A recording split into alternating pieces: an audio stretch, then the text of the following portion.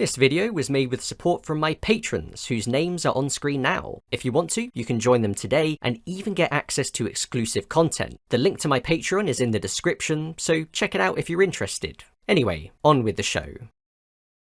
There have been many foreign drivers who've made a name for themselves in Japan over the years. Ronnie Quintarelli, Benoit Trellier, and JP Oliveira are just a few names that come to mind. Each of them have achieved a huge amount of success racing in Japan's two top championships, Super GT and Super Formula. But not every foreign driver is able to establish themselves in the country in the same way. For many of them, their time in Japan almost becomes a footnote in their careers, an interesting piece of trivia, but nothing more. Some go on to bigger and better things, whereas others come over having already become big names elsewhere.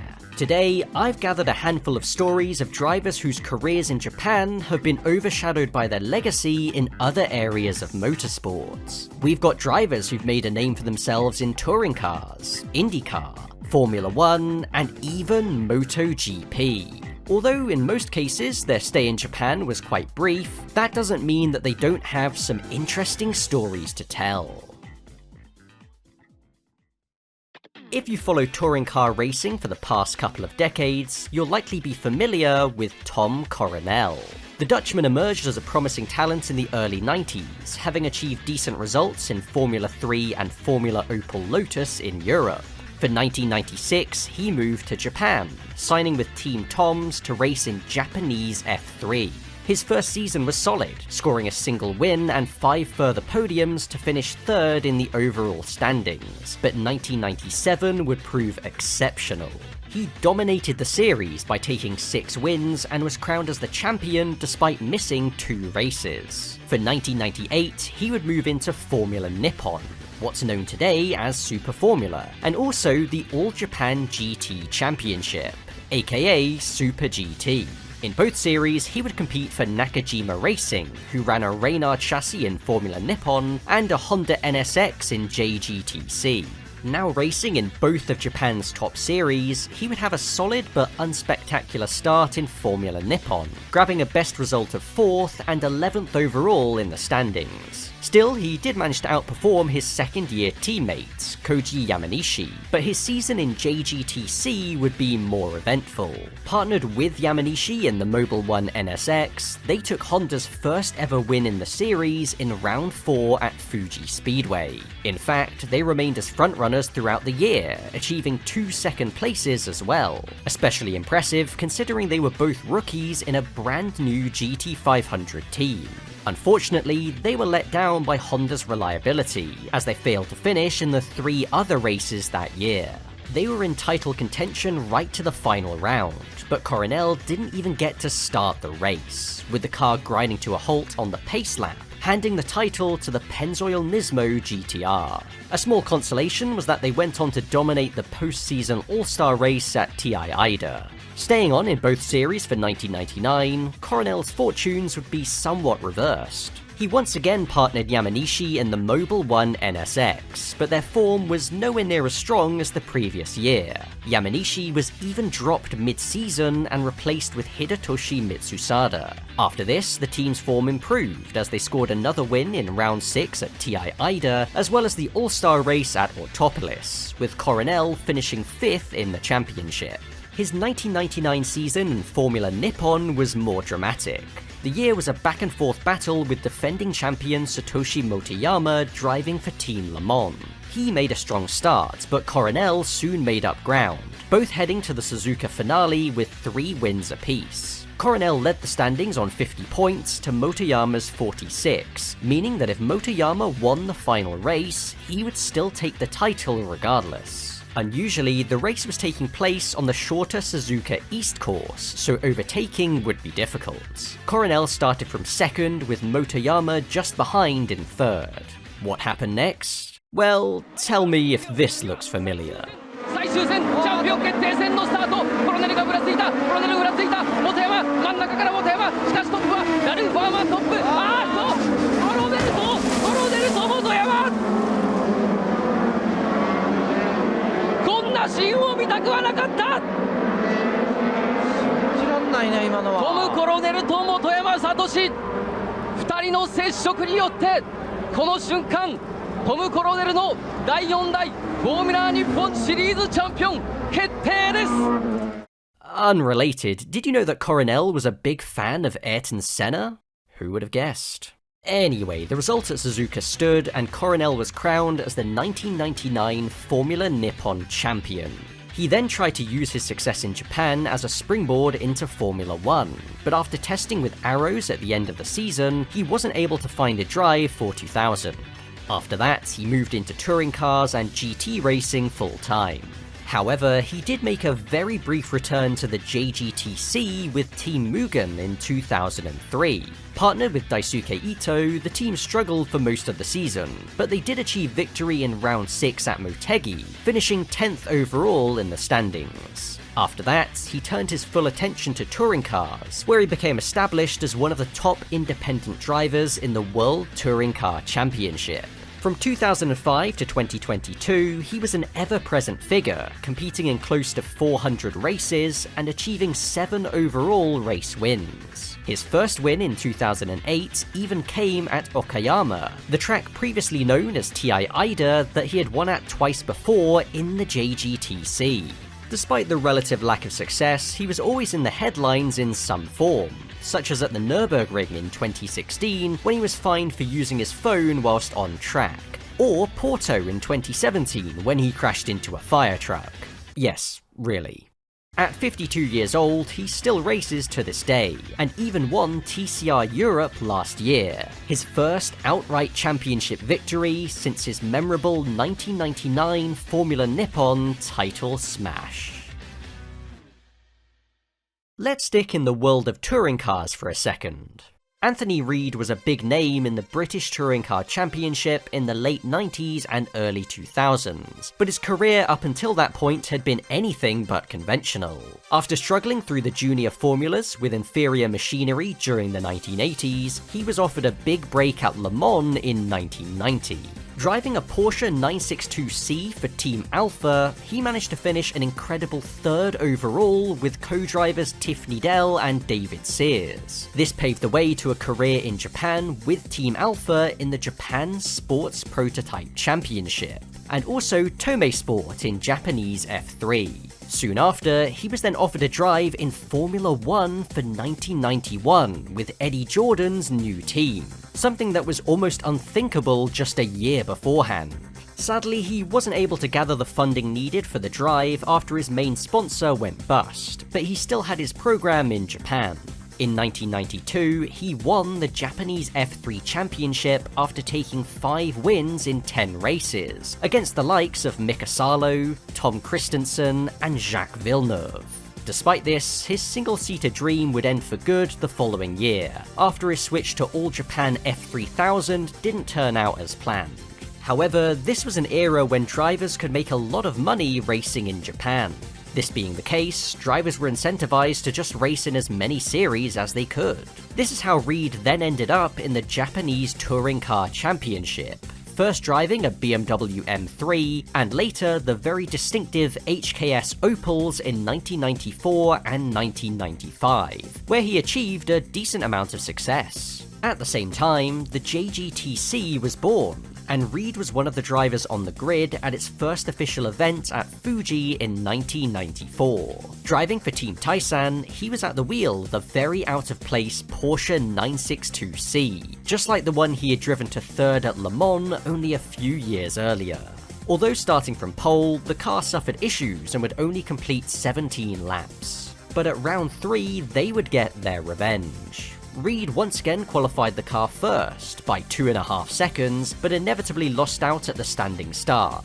He then soon quickly overcame the opposition and took his first win in the series alongside co-driver Masahiko Kondo. Taisan would only use the 962C at 3 rounds that year, with Reid competing in a Ferrari F40 for the other 2. In total, he would achieve a couple of 3rd places to complement his win, and would finish 5th overall in the standings. He stayed with Taisan into 1995 as well, initially driving the F40 before it was replaced with a Porsche 911 GT2. Once again partnered with Kondo, they would finish 3rd in round 3 at Sendai, and then would grab another win in round 5 at Sugo. Although Kondo would continue to compete in JGTC for 7 more seasons, his 2 wins alongside Reid would be the only ones of his career. In that Sugo race, he didn't even drive for long enough to be awarded championship points, but was still credited alongside Reid with the victory. As for Reid, those 2 wins would also be his only ones in the series. He only competed in a handful more races for Taisan over the next few years, with his final outing being in a Dodge Viper in 1998. It ended with the car going up in flames spectacularly, but thanks to attrition, they were still classified 10th in GT 500, scoring the team's only points of the season. By this time, Reid's touring car career had taken off after his impressive results in the JTCC. He was signed to Nissan's works team in the BTCC for 1997, and would go on to achieve 15 wins in the series until his retirement from driving full-time at the end of 2004. Although he never won the title, finishing runner-up with Nissan in 1998, and again with Ford in 2000, he was remembered for his uncompromised style of racing that sometimes rubbed his opposition the wrong way. He got into the series just as the Super Touring era was hitting its peak, and arguably, it was thanks to his time in Japan that he was able to turn motor racing into a sustainable career, as did so many other drivers like him during that era. From the BTCC, let's flip it upside down and talk about Australia's Supercars Championship. Now, Supercars champions racing overseas has been fairly normalised in recent times. Scott McLaughlin made the switch over to IndyCar in 2021, and Shane van Gisbergen has been making steps on the NASCAR ladder after his sensational victory at Chicago last year, among various other appearances. But there is only one case that I know of a Supercars champion competing at the top level in Japan. James Courtney was a promising Australian talent in the junior formulas in the early 2000s. In 2002, he was dominating the British F3 Championship, whilst also being a test driver for the Jaguar Formula 1 team. His future looked very bright, but everything would change after he suffered a massive testing accident at Monza. The rear suspension of his Jaguar R3 F1 machine broke on the entry to Ascari, pitching him into the barriers at over 300 kilometers an hour. He would suffer severe injuries, but would eventually make a full recovery. In the meantime though, he was forced to miss some races in British F3, and ended it finishing as the runner-up in the series. The door into a Jaguar F1 drive, which had seemed almost certain before his accident, had now closed, and Courtney was looking to rebuild his career in 2003. So he signed with Toms in the Japanese F3 Championship, and finished what he wasn't able to the previous year. 13 wins in 20 races was a clear statement, and he easily sealed the title by almost 100 points. This impressive form earned him an early promotion into Formula Nippon for the final few races of the season. He scored a very strong 4th on debut for Team Go-Zigen in a mixed condition race at Fuji, managing to keep his cool as others made mistakes. However, for 2004, he wouldn't return to the series. Instead, he would continue his partnership with Toms by signing to compete for them in GT 500. He was partnered with Tatsuya Kataoka in the number 37 Dynasty-sponsored Supra, and it didn't take long before the pairing found success. In round 2 at Sugo, they navigated an expectedly chaotic race to take 3rd, the first podium in both of their GT 500 careers. They were ultra consistent for the rest of the year, finishing in the top 6 in each of the 5 remaining races, and ending up 6th in the standings, a single point ahead of the number 36 Tom's car. For 2005, Courtney remained at the team, but was moved over to the number 36 car alongside Takeshi Tsuchiya. The season started strongly at Okayama with a podium. They had been running 3rd, but inherited 2nd after the race-leading Zenavi Z suffered a puncture. Further podiums followed, with 3rd at Sepang and 3rd again at Sugo after another chaotic race. Despite not having won yet, Courtney and Tsuchiya actually led the GT 500 standings after 4 rounds. Unfortunately for them, this would be the high point. They would score top 10s in the 4 remaining races, but never finished higher than 5th, ending the year in 4th overall, 7 points down on the title-winning AU Tsurumo Supra. By this time, Courtney had made a couple of outings in the V8 Supercars Championship, as a co-driver for Jim Richards in the Sandown 500 and Bathurst 1000.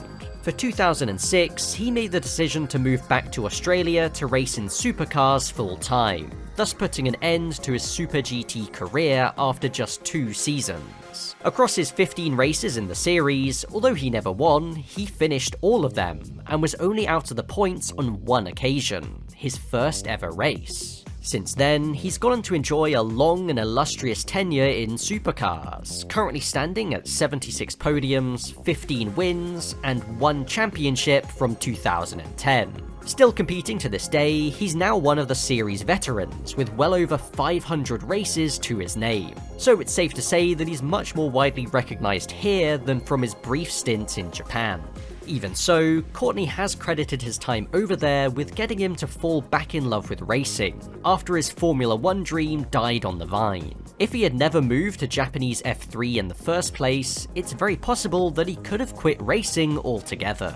So, although it wasn't an extremely memorable part of his career, it definitely had some influence on his future success.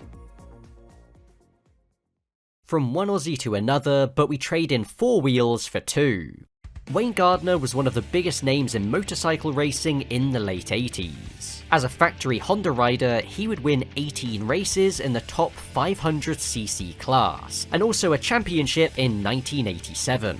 As Australia's first ever motorcycle world champion, he's often credited for the massive rise in popularity the sport saw in the country. Gardner retired from motorcycle racing after the 1992 season, and soon turned his attention to cars. In 1993, he competed in the Australian Touring Car Championship, and finished an incredible 3rd at the Bathurst 1000 at the wheel of a Holden Commodore. The following year, he opened his own team, Wayne Gardner Racing, which he continued to race with until partway through 1999. But in 1996, he was tempted over to Japan to compete in the JGTC. He started off driving for Team Sard in a GT500 Supra alongside Alain Ferté, and they managed to score a 3rd place in only their 2nd race together at Fuji. But after that, top results were hard to come by, and Gardner ended the season ranked 10th, having missed 1 race. At the time, Sard were running Dunlop tyres when Bridgestone was really the rubber to be on, and so Gardner requested a transfer to one of the Toyota teams on Bridgestones for 1997. He got his wish and was moved to the Powercraft team, but the results just didn't come. A best finish of 6th was all he had to show for the next 2 years. At this point, he was still racing in Australia with his own team as well, but for 1999, he would focus almost exclusively on the JGTC. Powercraft left the series after 1998, however Gardner would be signed by Team Le Mans.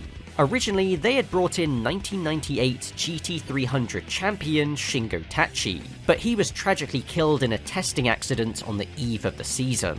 After the team didn't compete in round 1 as a mark of respect for Tachi, Gardner was drafted in to partner Hideki Noda in the Esso Tiger Supra. After a solid start at Fuji, they would qualify on pole for round 3 at Sugo. They led most of the race, but after Noda handed over the car to Gardner for the final stint, it caught fire on lap 63. Until that point, they were almost guaranteed to win.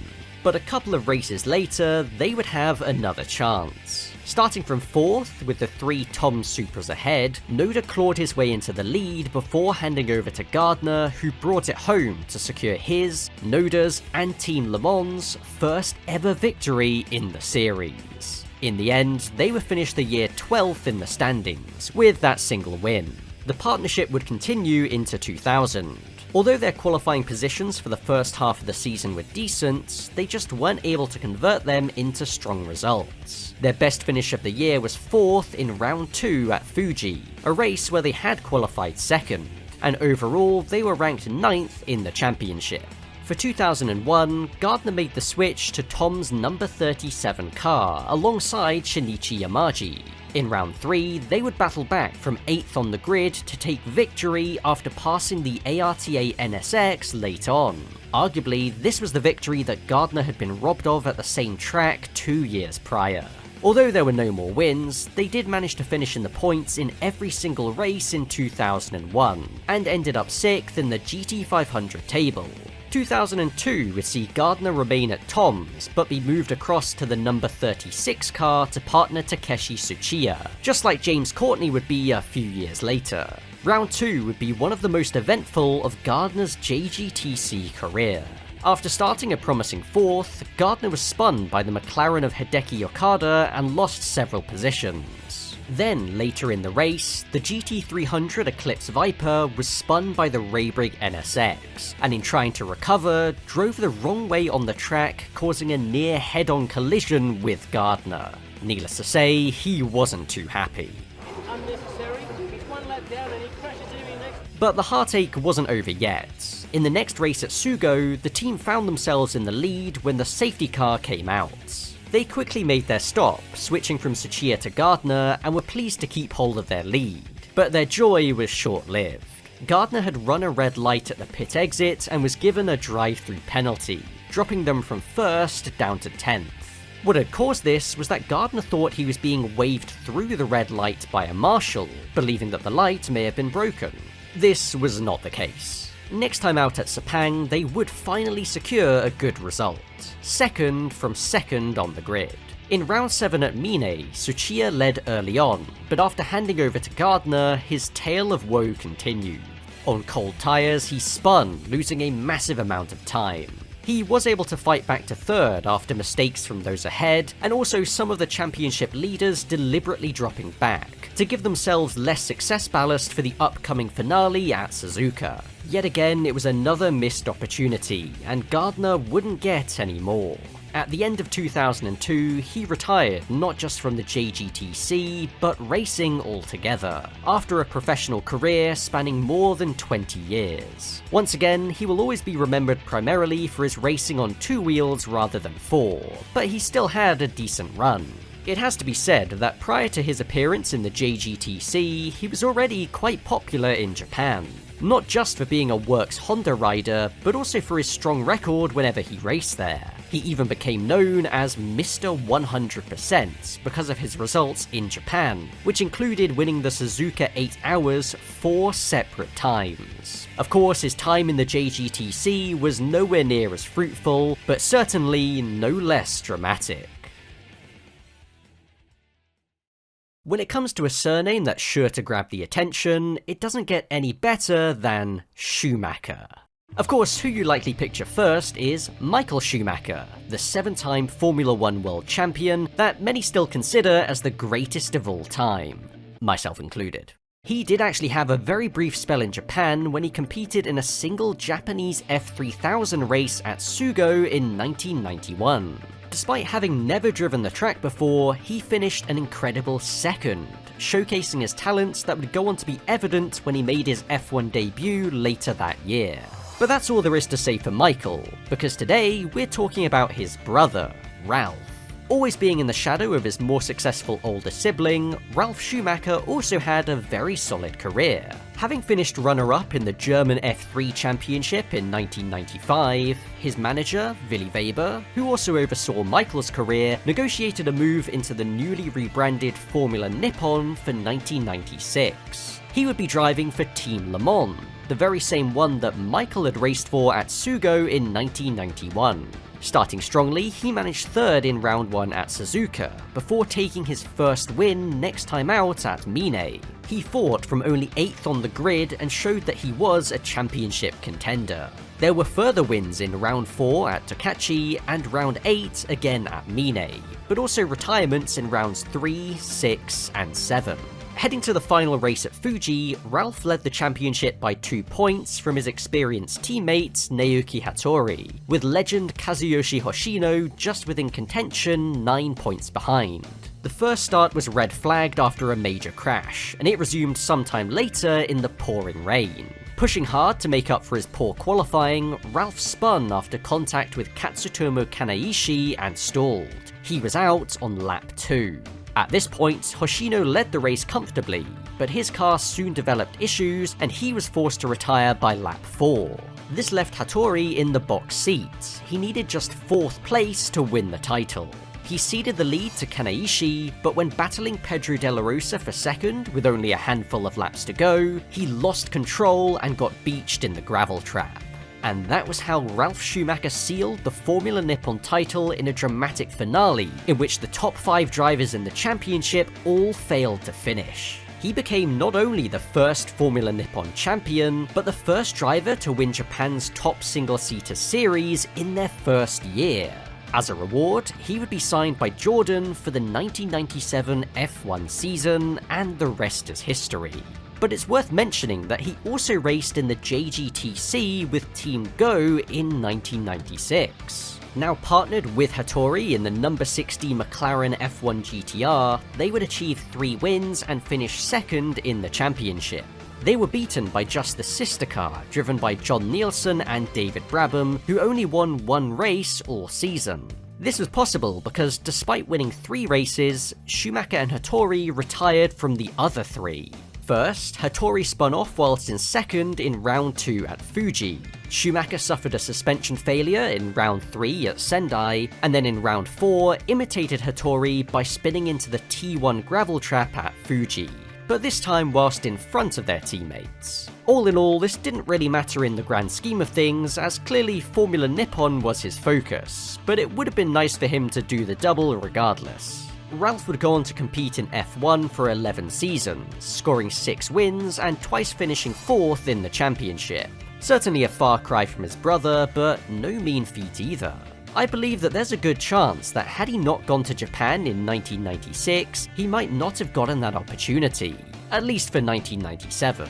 Consider this, the driver that beat him to the German F3 title in 95 was Norberto Fontana, who dominated the series, taking 10 wins to Ralf's 3.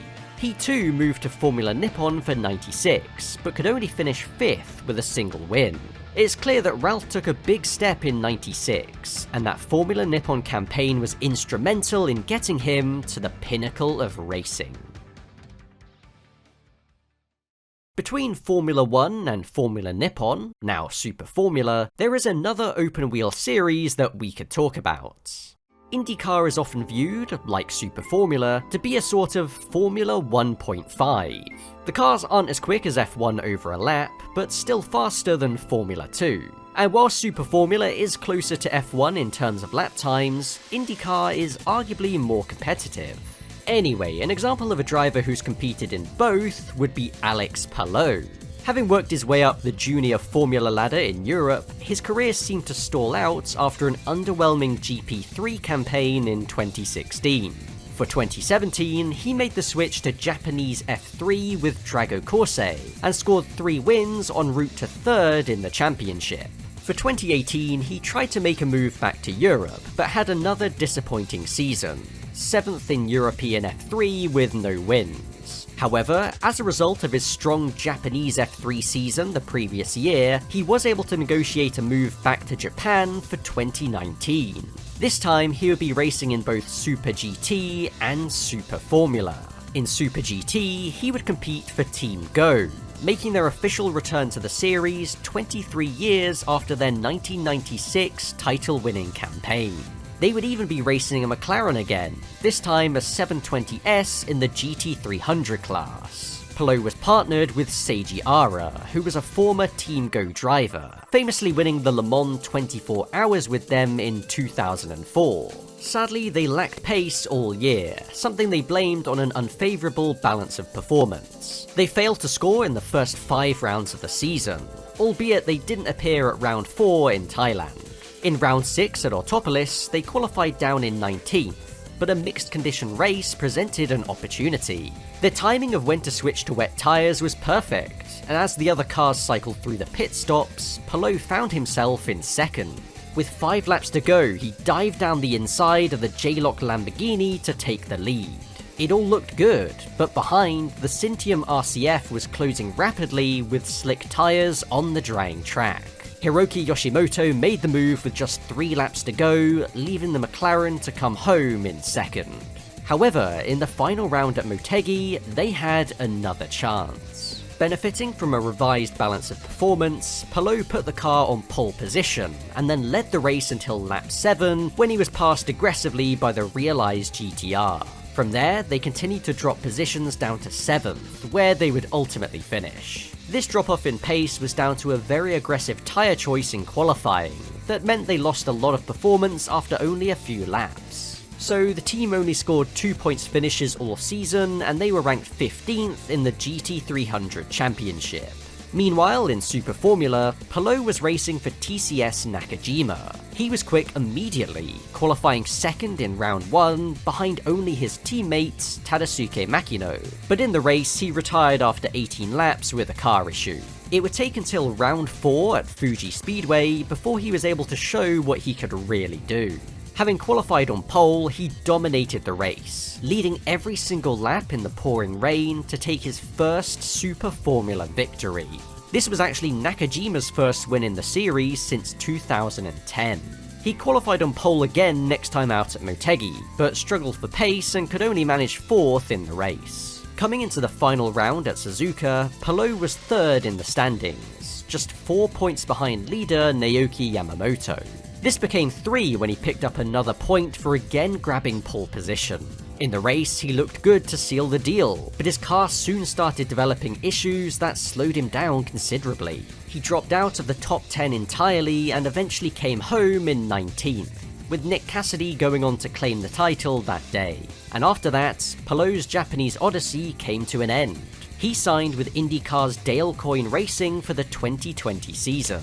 Even so, he still retained a small link to his time in Japan through his Super GT team, Team Go, who partnered with DCR on Palou's 2020 IndyCar season. He finished 16th overall that year with a single podium before signing with Chip Ganassi Racing for 2021. And since then, he's become an 11-time IndyCar race winner, 2-time champion, and the subject of a bizarre contract dispute. As of writing, he currently leads the 2024 IndyCar standings on the hunt for his 3rd title in 4 years. Once again, Palou is another case of a driver whose time in Japan became massively overshadowed by his later achievements. But in a similar vein to Ralf Schumacher, it was his time in Japan's top open-wheel series that really seemed to put him on the map. He had some decent results in the lower formulas, but to make that step up to the high downforce Super Formula cars and be instantly competitive was seriously impressive.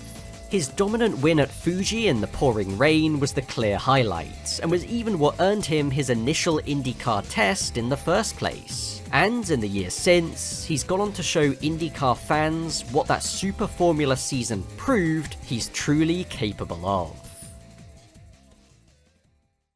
So, all of the drivers I've talked about thus far have been decently successful, not just in Japan, but in various other series as well. Our final story is a little bit different. Narain Karthikeyan is a driver most people know from his brief stints in Formula 1, but his career beyond that is really quite interesting. Moving to Europe in the early 90s, his road into F1 was a long one. After making steady progress, he had a decent year in 2000, finishing 4th overall in British F3 and winning the Korea Super Prix, the short-lived sister event to the Macau Grand Prix. But speaking of Macau, Karthikeyan actually qualified on pole there as well, but crashed out early on. Regardless, his results in 2000 earned him a move to Formula Nippon for 2001. He would be signed by Team Impel alongside former champion Satoshi Motoyama. In round 1, he qualified down in 18th, but made up positions in the wet to finish 6th. It was a strong start, but this would be one of only 2 points finishes across the season, his other being another 6th place in the final round, also at Suzuka. Meanwhile, Motoyama would dominate the series, taking 4 wins and his 2nd Formula Nippon title. Karthikeyan wouldn't stay for 2002, instead moving on to the World Series by Nissan for the next few years. He had tested for both Jordan and Jaguar in 2001, and in 2005 he would finally get his shot at Formula 1 through the now cash-strapped Jordan team in their final season. He would score points just once at the infamous 6-car race at Indianapolis, He finished 4th, ahead of the two Minardis, but behind his teammates and old F3 rival Thiago Monteiro, who beat him to the final spot on the podium. As Jordan was taken over for 2006, Karthikeyan left the team, but he was signed as a test driver for Williams. In the meantime, he raced in A1GP, the Le Mans Series, and even a few times in the NASCAR Truck Series, before making a surprise return to F1 with Hispania in 2011. This didn't last too long, as he was dropped for a young Daniel Ricciardo halfway through the season, but he did still get to race in front of his home crowd at the inaugural Indian GP. He was brought back for the 2012 season, again scoring 0 points, before the team folded at the end of the year.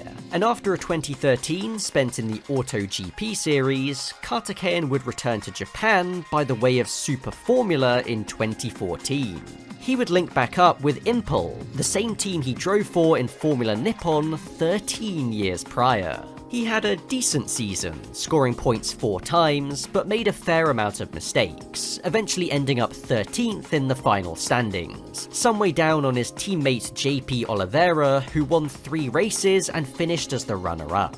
For 2015, he moved to Team Dandelion, and managed to qualify an impressive 2nd for the season opener at Suzuka. At the start, he would have a poor launch and drop back to 5th. But he managed to repass Hiroaki Ishiura after the pit stop, and then benefited from Naoki Yamamoto's engine failure on the final lap to claim 3rd place. This was his first podium in the series, and hopefully not his last he would have wished at the time.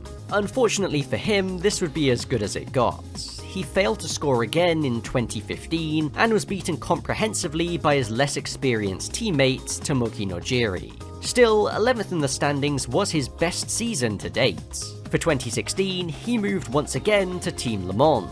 He wasn't able to replicate his form at Suzuka, but he did manage to grab points with a 7th place in round 3 at Fuji.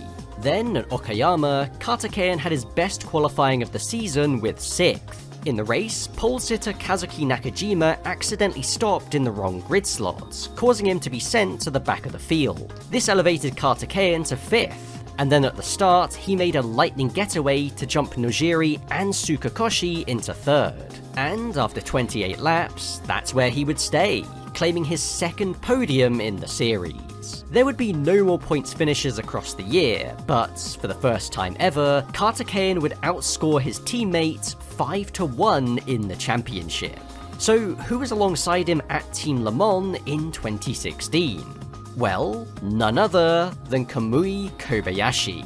Yes, the man who's now widely considered as one of the fastest Japanese drivers ever was beaten by Narain Karthikeyan in their one season together as teammates in Super Formula. Insane. But this really was the high point for Karthikeyan. He moved, yet again, to Nakajima Racing in 2017, where he registered his first pointless season, finishing 19th and dead last in the standings. Surprisingly, he was retained for 2018 and would manage one final points finish, 5th at Sugo after taking advantage of pitting under the safety car. He would leave the series for good at the end of the year after competing in 50 races, finishing in the points 10 times, and scoring 2 podiums. But his time in Japan wasn't done quite yet. In 2019, he would still be part of Nakajima Racing, but now driving their Honda NSX GT500 in Super GT. He would partner Tadasuke Makino, fresh off his campaign in Formula 2. The pair would score points in 6 of the 8 races that season, albeit 4 of them were 10th places. Undoubtedly, their season highlight was in round 7 at Sugo. Starting from 6th, Karthikeyan ran as high as 4th early on before spinning on lap 18 and dropping to 7th. But when Makino took over the car for the second half, he went on a charge and dragged it all the way up to P2. And this is where he would finish, giving Karthikeyan his one and only Super GT podium. Well, kind of. Because after the season had finished, there was the Super GT DTM Dream Race at Fuji Speedway. Karthikeyan drove the Modulo NSX in Race 2, qualifying an impressive 3rd, but was elevated to 2nd after a grid penalty for the Mugen NSX. In the race, he passed Loic Duval's Audi to take the lead at the start of lap 2. And from there, he didn't look back, navigating 3 safety car periods as chaos unfolded behind him to win his first race since 2013. It really was a feel-good story, and a totally unexpected result. Not just for Karthikeyan, but Nakajima as well. No doubt they benefited from every car running the same hand-cooked tyres, as opposed to their usual Dunlops that were inferior in most conditions. But anyhow, it was a fine way to sign off Karthikeyan's career in Japan. He elected not to stay for 2020, and was last seen in action in the Asian Le Mans Series in 2021. So it's very possible that Fuji win will be the final one of his career. It has to be said that I feel like Karthikeyan's brief time in F1 has tainted his image somewhat unfairly. It's true that he was never great, only getting his F1 drives thanks to sponsorship from Indian motor giants Tata, but his performances elsewhere prove that he was still a cut above the likes of Taki Inoue, for example. When not limited with backmarker machinery, he won races in F3, World Series by Nissan, and A1 GP. And of course, his time in both Super Formula and Super GT showed that when the conditions were just right, he was able to mix it with the very best.